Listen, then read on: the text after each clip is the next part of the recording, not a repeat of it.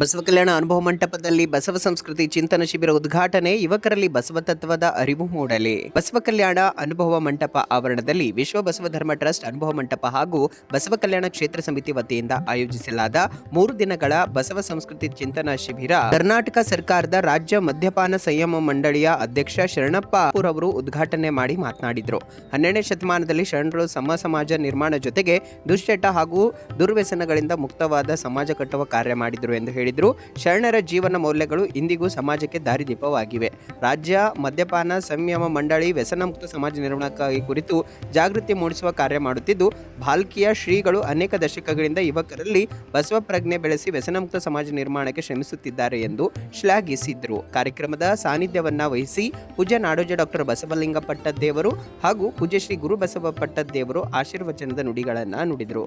ಈ ಸಂದರ್ಭದಲ್ಲಿ ಸಾನ್ನಿಧ್ಯ ವಹಿಸಿ ಮಾತನಾಡಿದ ಪೂಜ್ಯರು, ಇಂತಹ ಶಿಬಿರಗಳಿಂದ ಯುವಕರಲ್ಲಿ ಬಸವತತ್ವ ನಿಷ್ಠೆ ಗಟ್ಟಿಯಾಗುವುದರ ಜೊತೆಗೆ ನಿಜವಾದ ಅರಿವು ಮೂಡುತ್ತದೆ ಎಂದು ತಿಳಿಸಿದರು. ಬಸವತತ್ವ ಸತ್ಯಾರ್ಥ ಅರಿತಾಗ ಅದು ಯುವಕರ ಜೀವನಾಚರಣೆಯಲ್ಲೂ ಪ್ರತಿಫಲಿಸುತ್ತದೆ. ಇದೇ ಉದ್ದೇಶದಿಂದ ಬಸವ ಸಂಸ್ಕೃತಿ ಚಿಂತನ ಶಿಬಿರ ಆಯೋಜಿಸಲಾಗಿದೆ ಎಂದು ಹೇಳಿದರು. 3 ದಿನಗಳ ಕಾಲ ಬಸವಾದಿ ಶರಣರ ಲಿಂಗಾಯತ ಧರ್ಮ ಹಾಗೂ ಶರಣ ಸಂಸ್ಕೃತಿಗೆ ಸಂಬಂಧಿಸಿದ ಸುಮಾರು 20ಕ್ಕೂ ಅಧಿಕ ವಿಷಯಗಳ ಕುರಿತು ವಿದ್ವಾಂಸರಿಂದ ಅನುಭವ ಚಿಂತನೆ ಹಾಗೂ ಉಪನ್ಯಾಸಗಳು ನಡೆಯಲಿದೆ ಎಂದು ತಿಳಿಸಿದರು. ಪೂಜ್ಯ ಶ್ರೀ ಶಿವಾನಂದ ಸ್ವಾಮೀಜಿಗಳು ಹಾಗೂ ಲಾವಣ್ಯ ಮಾತಾಜಿಯವರು ಕಾರ್ಯಕ್ರಮದ ನೇತೃತ್ವ ವಹಿಸಿದ್ರು. ಕಾರ್ಯಕ್ರಮದಲ್ಲಿ ಜಗನ್ನಾಥ್ ರೆಡ್ಡಿ ಅಧ್ಯಕ್ಷತೆ ವಹಿಸಿದ್ರು. ಡಾಕ್ಟರ್ ಎಸ್ ಬಿ ದುರ್ಗೆ ಅವರಿಂದ ಬಸವಗುರು ಪೂಜೆ ನೆರವೇರಿತು. ಜಯಪ್ರಕಾಶ್ ಸದಾನಂದೆ, ಕಲ್ಯಾಣರಾವ್ ಶಿವಣ್ಕರ್, ಜಗನ್ನಾಥ್ ಪತಂಗೆ ಮುಖ್ಯ ಅತಿಥಿಗಳಾಗಿ ಭಾಗವಹಿಸಿದರು.